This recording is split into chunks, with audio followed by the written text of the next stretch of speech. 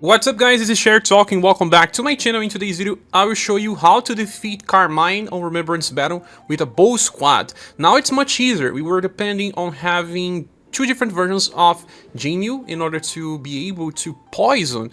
But now you don't need Jinyu anymore. We just got the amplify of a skill called 1000 Needles that can be easily found on Roberto. Well, it has just one thing. You need to inherit that from a welfare style. The Roberto style that we are using, it's platinum, so it's easy to acquire, but if you don't have the welfare style of Roberto, you have to find alternatives. But there are. Let's talk about them. Well, right now I have SaGa with this 1000 Needles skill. There is also a story version of Liz with 1000 Needles. So any premium version of Liz will be able to use it, especially the current one, that is a very good style. But there's also other styles like Claudia.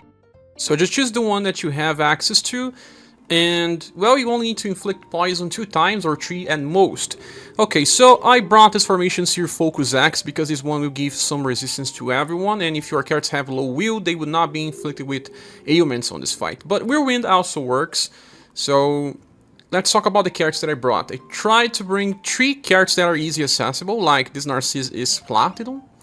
This Paul is add character that you have to use the add roulette and you get points, and he is eventually available to everyone.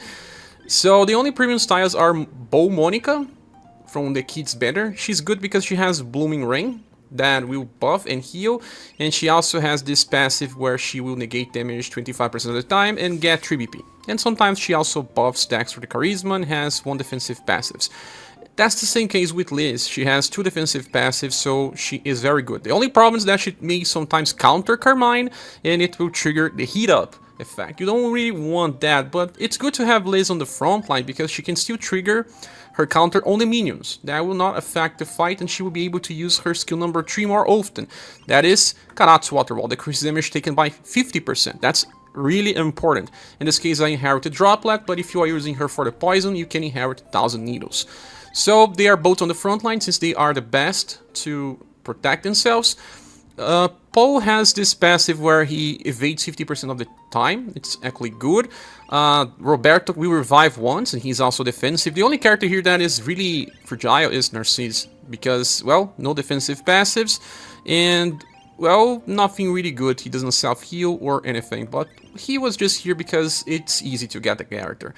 It's all about the poison and surviving for 10 turns. That will be enough to clear this challenge. So let's talk about the equipment before we go.